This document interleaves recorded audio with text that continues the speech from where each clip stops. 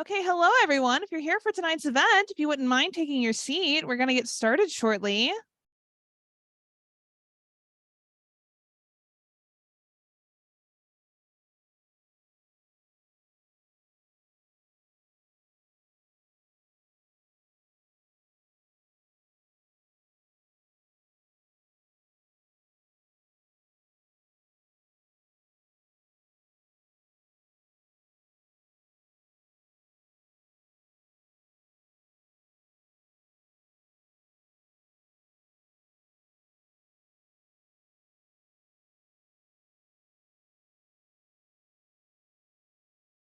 Thank you. Okay, hello everyone. My name is Lainey Rose and I'm the events manager here.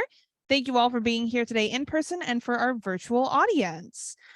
This has been a wonderful and amazing Pride Month, but it's not over yet. 1 week from today, we are hosting our Limelight series where we are celebrating Pride Month by hosting a panel of authors who write queer stories across different genres and age ranges to discuss how the conventions of the genre affect telling a queer narrative.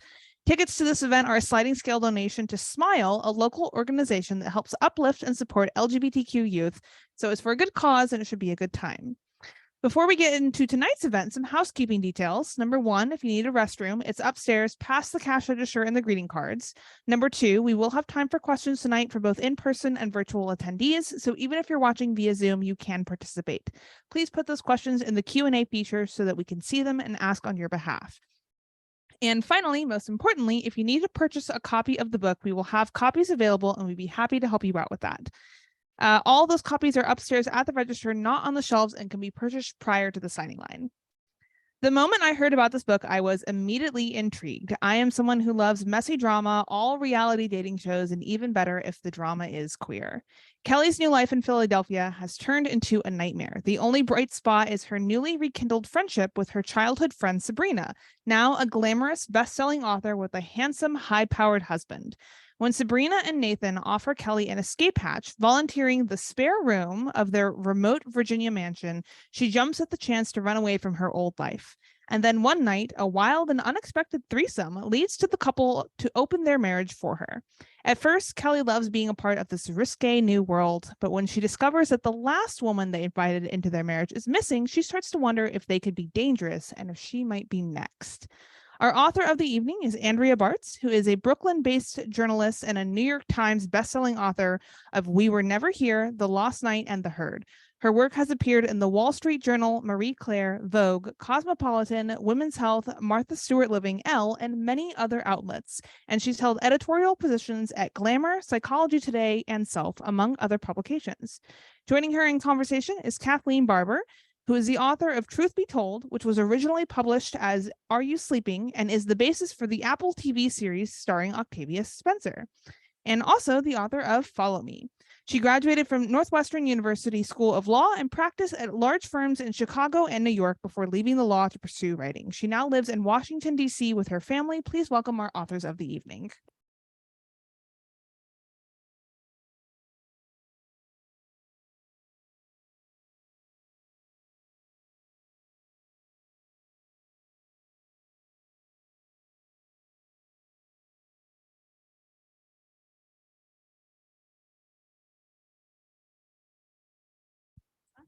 All right. Well, hey, hi everybody. I am super excited to be here with you guys tonight. I love City Books.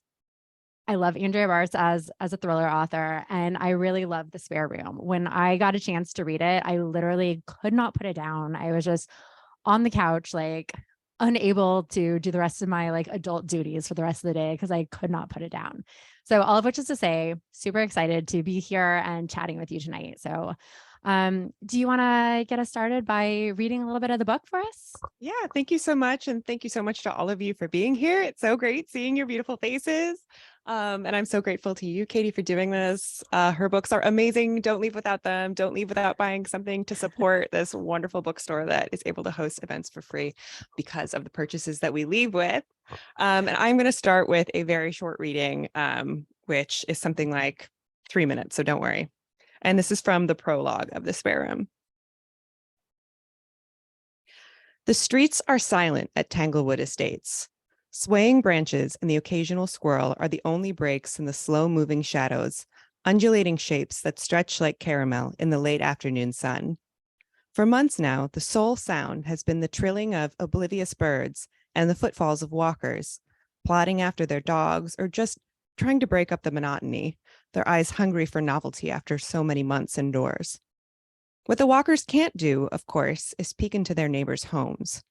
Discretion is next to godliness at Tanglewood Estates, and tall gates surround each residence, blocking out prying eyes, keeping whole worlds tucked within.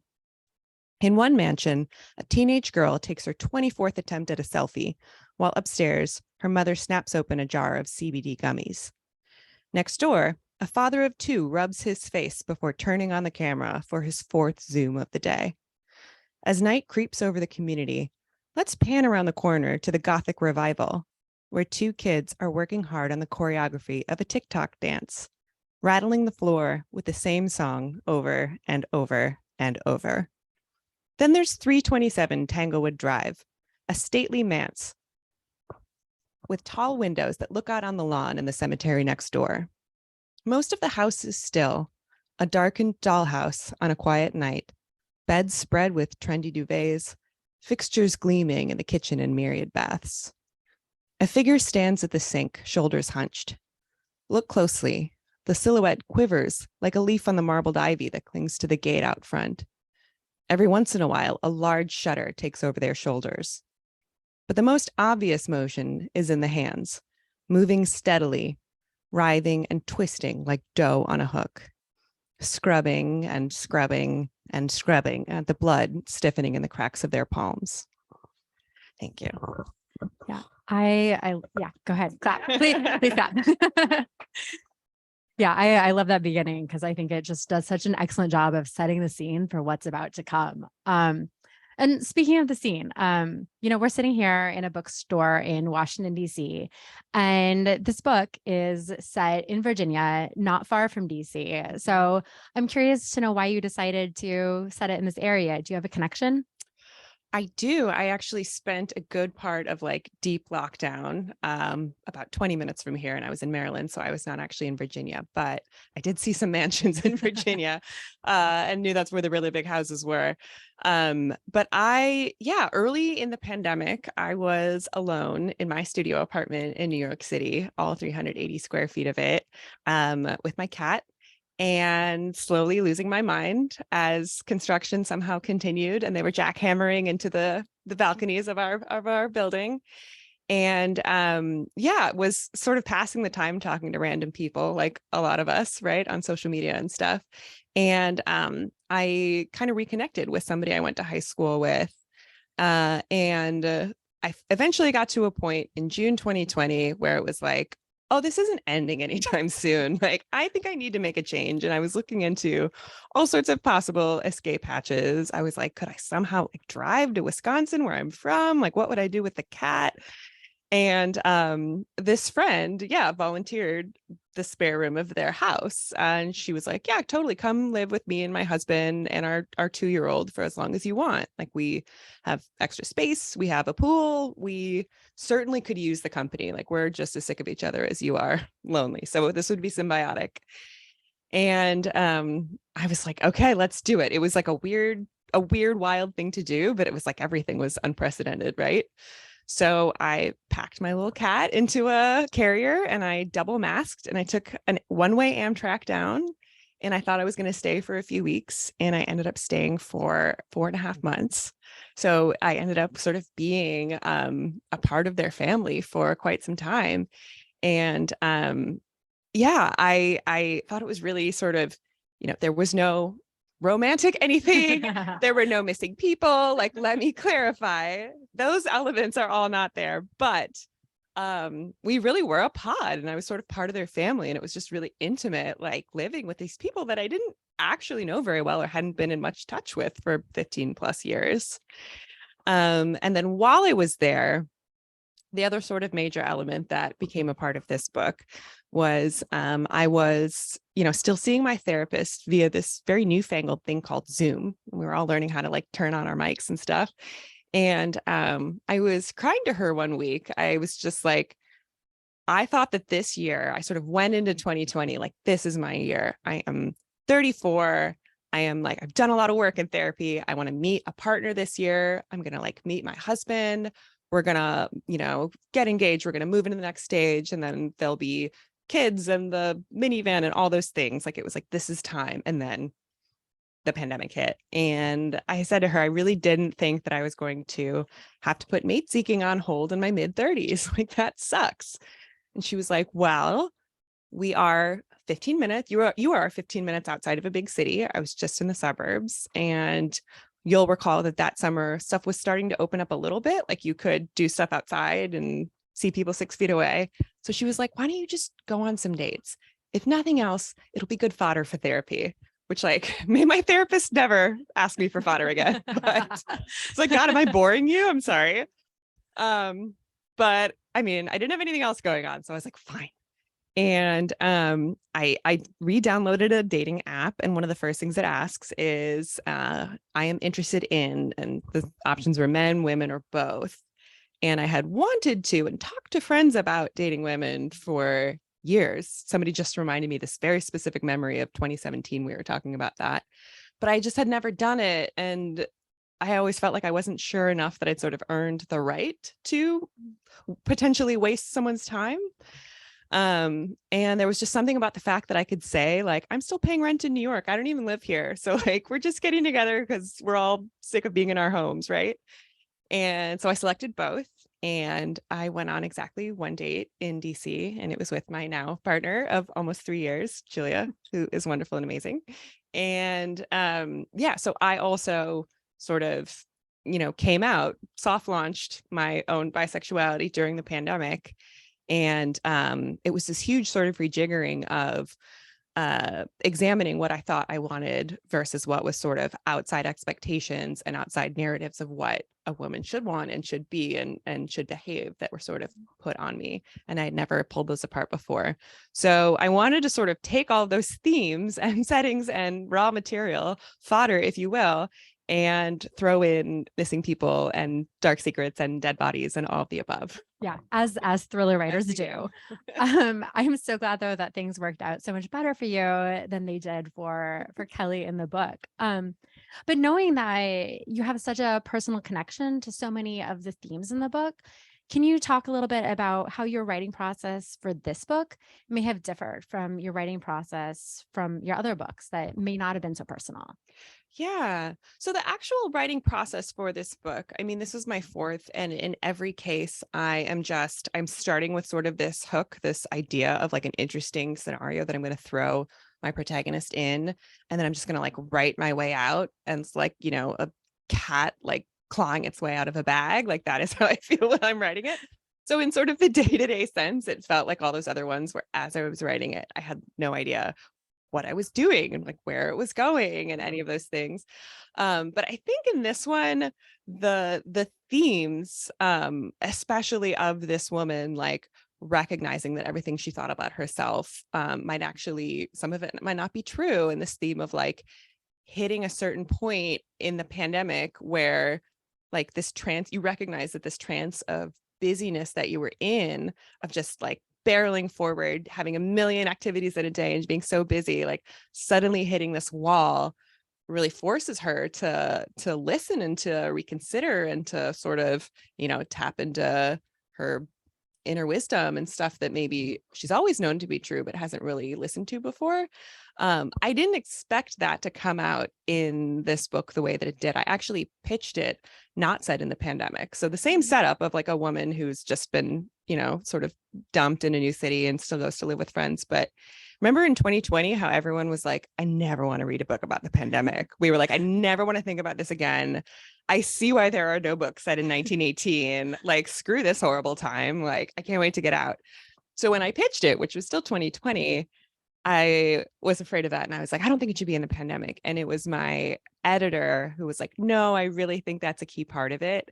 And she was entirely right, because by the end, this theme of sort of recognizing, that you do not need to, that you can sort of disentangle your own desires from stuff that's only on your vision board because someone else put it there.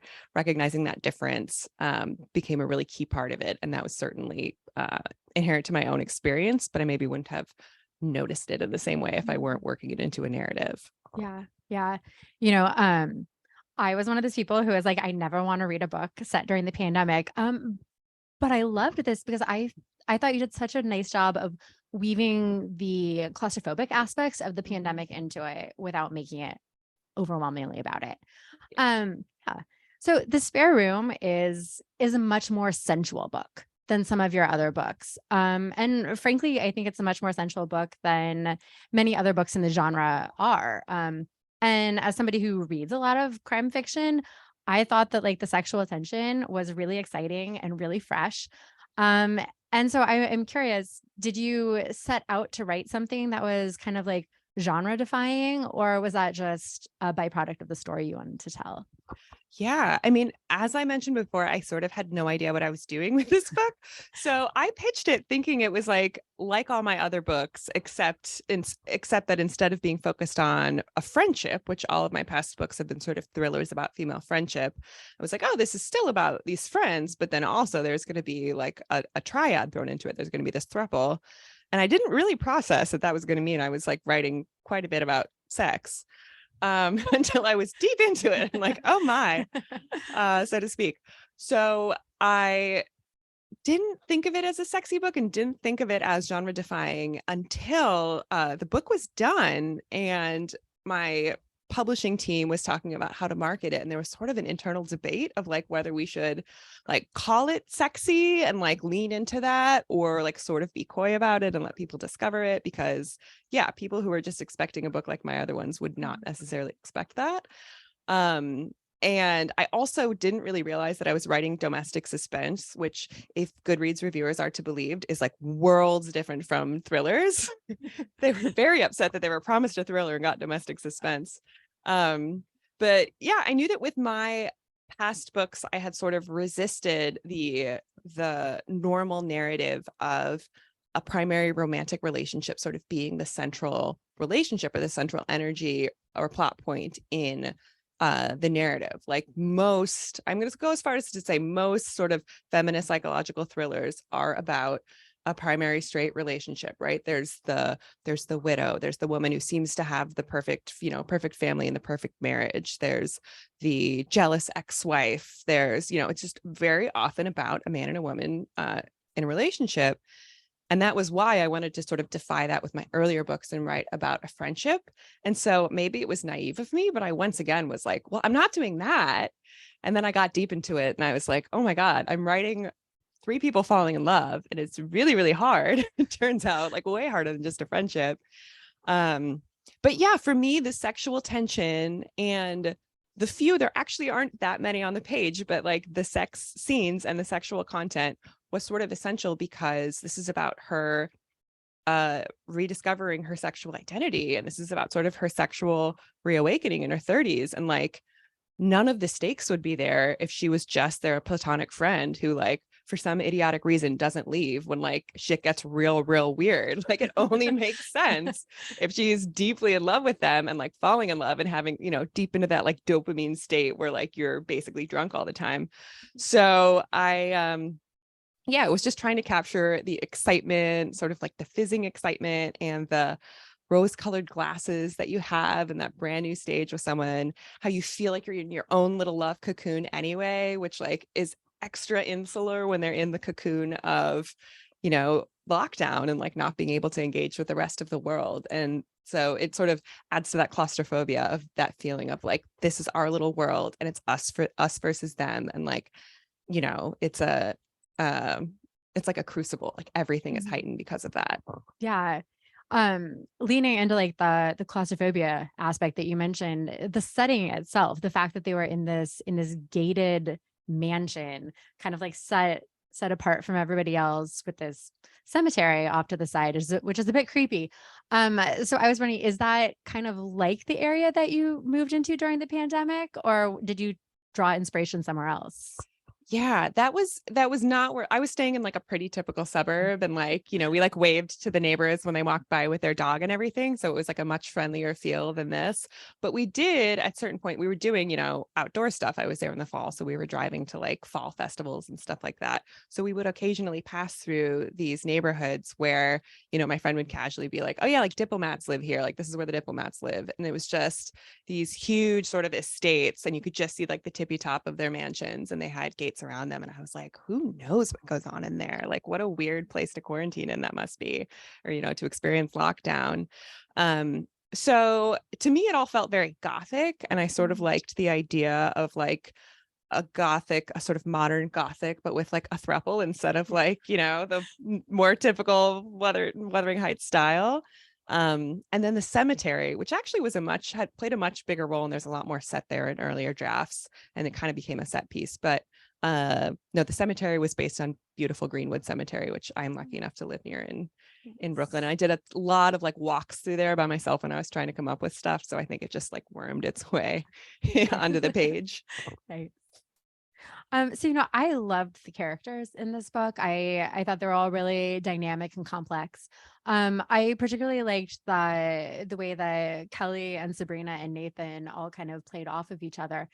So I was wondering about your inspiration for creating those characters. Sabrina in particular, who's kind of a glamorous figure. Did you have anything in particular in mind while you were working on them? Yeah, so I didn't have a particular person in mind, but I knew that I wanted her to feel like everything that Kelly feels like she's missing, everything that Kelly's not. In a lot of ways, Sabrina, she's like a best-selling romance writer, right? So she is glamorous. She's sort of like sexually, she's sexy. She has this beautiful mansion, and according to social media, she looks like she's sort of living the perfect life and having the most glamorous lockdown imaginable. And so I think out of that, she just started to grow as like having a lot of opposite qualities of Kelly, it seems, on the surface. And with Nathan too, I knew that I wanted another character who was really alluring, but in a different way, right? He is has this like sort of high up job in the DOD, and he seems like he has like sort of power around him, and he's like the sort of masculine, like I protect the people in my pod kind of thing, kind of energy. And so I started, the whole thing is from her perspective, and so I started seeing these people through her perspective. And really it took me writing most of the book before I actually cracked who they were and what their secrets were, because I know, even though Kelly doesn't see it, I know that not everyone is as, perfect and glamorous as they seem on the surface.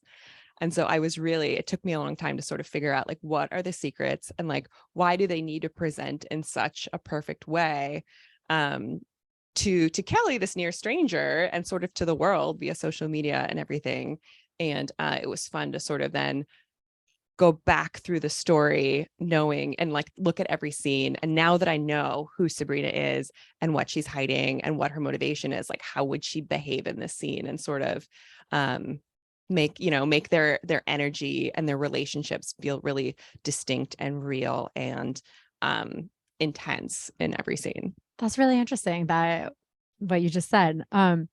So speaking more about the characters, there's a scene in there where Sabrina asks Kelly and Nathan what compliment they like receiving the most, and the answers are pretty revealing. So I was wondering if you wanted to tell us where that came from. Sure. So sometime in, I guess, early 2021, via Zoom, like everything else, I was doing this like weekly, it was like a 6-week or something, sort of like women's circle, where every week there was a different expert who came and talked to us about something slightly woo-woo. There was like, we learned about Enneagram one week, and we learned about like ancestral history, whatever, connecting with your ancestors one week. And I cannot even remember who asked this or why, but at one point we were broken out into our little Zoom breakout rooms, and we were asked to discuss the question of like, what compliment do you like receiving the most? And which I encourage everyone to think about it. It's like sort of a difficult thing to answer.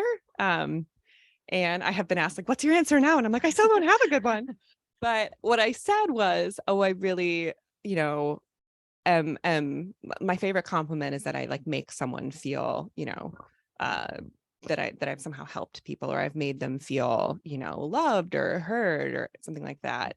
And someone else pointed out, well, everything that you just said basically boils down to like, I like making other people feel good. So it's actually like I'm hinging my own like favorite parts of my personality on my reflection on what other people are going to think of me.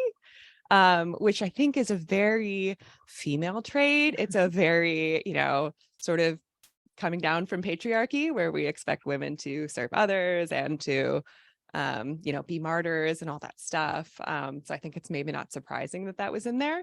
But it really sort of, alarmed me that even I, like such a feminist, was like, I want to make other people feel good.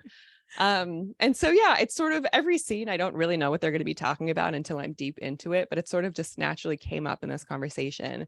And for me, it was, as the writer, it was really interesting and surprising and revealing to hear how all three of them answered. And actually, for me, that was kind of a pivotal scene to write, because from then on out, I felt like I understood them better and understood their motivations and sort of their core, values. Yeah. A couple of times today you have mentioned that you didn't know something about the book until later on. I always feel like one of the hallmarks of your books is that they are so tightly plotted with like such great twists. So it seems so surprising to me to hear you say that. So I'm curious, can you tell us more about like your writing process? It sounds like you would describe yourself as a pantser. Is that accurate? Yes, I am. And for those who don't know, writers I self-identify as either a plotter, which means they write an outline, or a pantser, which means they write by the seat of the pants. Nobody knows why they're called that. It's awful. It sounds like you run around pulling down people's pants, which we don't. Don't worry. But I will say it's interesting that you think it's surprising that I don't know where the book is going, where doesn't it actually make perfect sense that it's surprising to you, the reader, if it's also surprising to me? I suppose that's true. That's true. When I don't know where I'm going. So yes, like I said, I start with this sort of premise. I start with a hook, and then I have a daily word count goal so that I know, how many words I need to write in that day. And I don't know exactly what's going to happen or exactly where we're going towards. But I do know, I think, especially since this is my fourth book and I'm writing my fifth now, I don't know what's going to happen at different points, but I know what certain points need to do. I know like the beats that I need to hit and when. And so it's sort of like functionally, I know that at the midpoint, 50% of the way in, the narrative needs to take a dramatically new direction. I don't always necessarily know how, but I know that that's what we're going towards. And so as I'm writing, it's sort of the headlights in the dark, school of thought, where I'm working on one scene, I can see just what's ahead of me. And then often the next scene starts to sort of appear as I'm writing it. And it's pretty thrilling because I can feel that a surprise is coming and I generally don't know what it is. But then I'm like right there with the characters and sort of like following them madly as they uncover the next thing. So, especially the last like third or so of this book, like took all sorts of directions that I did not know it was going to go. But my general rule of thumb for writing something that's going to feel surprising is that you need to have a sense of the main misdirection, what everyone's going to assume, the main suspicion that everyone's going to have. Then you need to think about what the really savvy thriller readers are going to suspect, what's sort of the next thing they might go to, and what they guess is going to be the twist. And it can't be either one of those. So on we go to the third thing. And like, that's where it's really fun of like, okay, option A, option B. Okay, here we go. Option C. Yeah, no, I had a writer friend tell me once that if he thinks of like what the twist should be, that means the reader has too. So like definitely can't be that. Has that style of writing ever taken you in a direction that you then felt like you had to like back off and change completely in any of your books? I mean, all of my books, like it feels like the real work comes in the revisions. So it's sort of like by the time I get to the end of a first draft, I know I have sort of this huge running list, sort of mental, sort of in a Google Doc of like what I need to go and change now that I figured stuff out. So sometimes it's like my subconscious will have seeded a twist really pretty well. So like, hey, this actually works and makes sense with this and that I didn't think were connected, but now I need to go back and change things even more so that it will work. So I've certainly written myself into a corner where I can kind of tell like my word count goal for today is actually useless, not just bad. Like it's always bad because it's like me writing the terrible first draft, which we're all allowed to have a very shitty first draft. It's not just that, it's like I can feel that like it's not going the way that the plot needs to go, and I just don't know what the right way is. And usually for me, that's a really good sense that I should like put on my tennis shoes and go to Greenwood Cemetery and walk around, or like, yeah, take a day off, talk to a writer friend who will sort of let me bounce ideas off them. But yeah, all of my books I have not known, in a whodunit sense, I have not known whodunit until I got to the end. So I have, yes, always ended up in places I did not expect to find myself with the narrative. Interesting. What would you say your favorite part of the writing process is? Like, the germination of the idea, developing characters. My favorite parts are not the part where I'm writing, because that's the worst part by far. Just like the blinking cursor and the blank page. I'm like, why am I doing this? I think it's really fun when it's just an idea and I haven't started. I would actually love to hear your answer too. I love when it's just an idea and I haven't started working on it. So in my mind, it is perfect because it's not real. It doesn't exist. That part is really great. I love writing at the end of a first draft, because like the worst part is over. And then there's the really exciting period where you've done all of the hard revisions, you've gone through like another round of this is never going to work and this is never going to come together, and you did it, and your editor is like, this is great, we're sending it off to production, and your agent is like, you nailed it, great job. And then like there's just a period where nobody else gets to have an opinion. And so you get to be like, I nailed it. Like, you don't have to think about reviews yet. You don't have to think about what readers are going to want. So that is like a glorious period that I never actually really spend enjoying it, because you're very eagerly like, but what are the critics going to think? That is a pretty great time though. That's kind of the good moment. What about you? Yeah. I also like the part where it's like a brand new idea, because there's just so much potential there. And I'm like, well, I could do this and I could do this. But I also really like developing characters. I spend far too much time giving them like very soapy backstories. So I do have to rein myself in there. But okay, yeah, like their like favorite ice cream flavor and all of the. Well, not necessarily that, but I like know who like they slept with in junior high, like that kind of stuff. Like I know all the dirty details about them. But well, what do you hope that readers are going to take away from The Spare Room? Yeah, it's a great question. First and foremost, I hope that everyone is like entertained for 8 hours. That is like the true purest goal of me writing these books is, everyone's time is valuable. I think it's so amazing that anyone is going to sit down and like walk around in my brain for 300 pages. So I hope that it's a really fun and entertaining read for them. But I also, and it really didn't hit me until this week when it was like, oh shit, like people are really going to be talking about my sexuality, aren't they? I hope that maybe there's, a lot of people out there who love reading thrillers, but are not, maybe don't know a lot about the queer community, or don't like personally know or have close relationships with queer people, and or feel like they are sort of, locked into their own heteronormative heteronormative roles and expectations for themselves and others, and sort of dealing with the internalized homophobia that I certainly had from my conservative Christian upbringing, but I think it's also just sort of baked into society.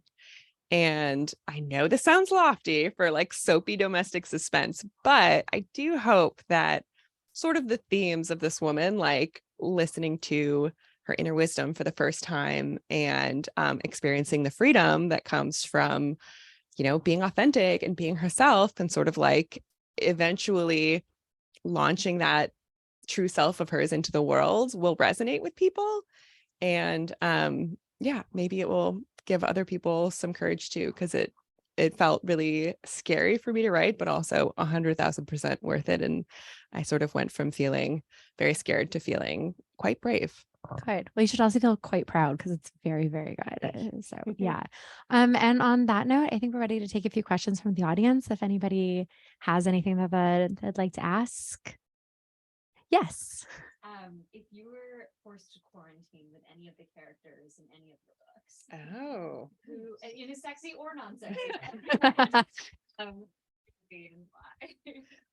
Okay, so the question I'm repeating for live stream, the question was if you were forced to quarantine with any of the characters from your book, sexy or non-pandemic situation, who would it be? That's a great question. I mean, it'd probably be one of my narrators because I love them all because they're like the most me. But I don't know. There's two sisters that are dual narrators in the herd, Hannah and Katie, and they, have their issues like all sisters do, but they really love each other. And they are very different, but like really support and have each other's back. And they're pretty fun. Katie's very funny and Hannah's very like in charge and like knows what she's doing and competent. So I feel like they would be good people to have in a lockdown situation. Yeah. That's a great question. Yeah. Does anybody want to follow that up? No pressure. All questions are welcome.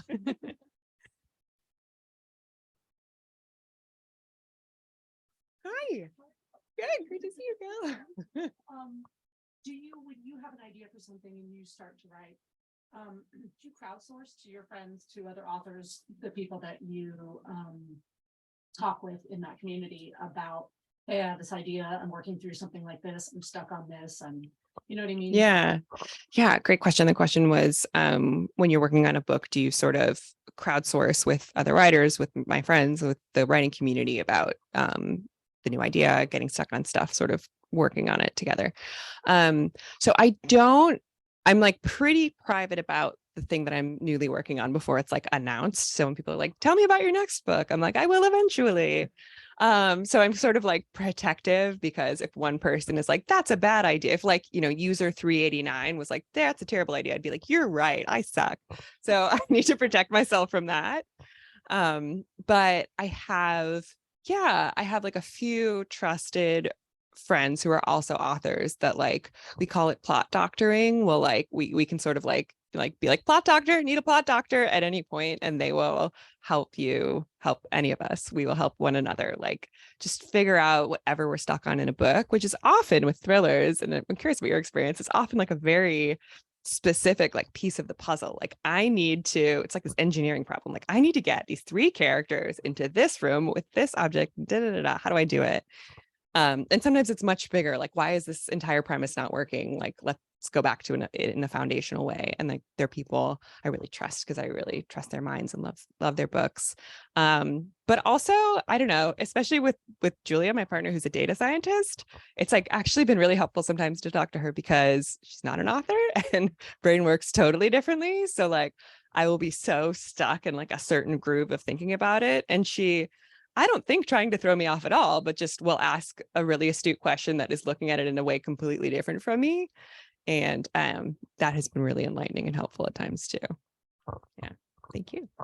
Does anybody else have anything? Yes. Statement, not a question. Say that I read the book, so I'm not going to give away anything that everyone's already said, but you do a phenomenal job of not attributing the thriller dark stuff to the throuple. Like you're very clear that anything that goes wrong, it's not because they're not in a heteronormative relationship. So I want to say thank you for that. Thank you so much. And I actually I have a comment to respond to your comment too, which is that I'll make it a question. Oh, and the comment for those who could not hear it was that this kind reader has already read the book and appreciated that anything that goes wrong is not directly attributed to the throuple. It's not attributed to the fact that they are not in a heteronormative heterosexual relationship.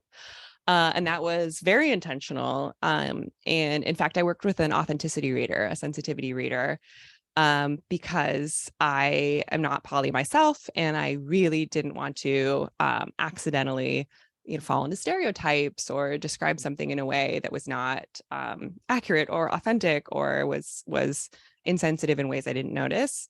And it was completely fascinating because there were little things. I mean, luckily I didn't have to like rip it apart to shreds, but there were things that were just worded in a way that like was heteronormative or was coming from assumptions of like, making it sound like one man plus one woman was sort of the best or strongest, the ideal.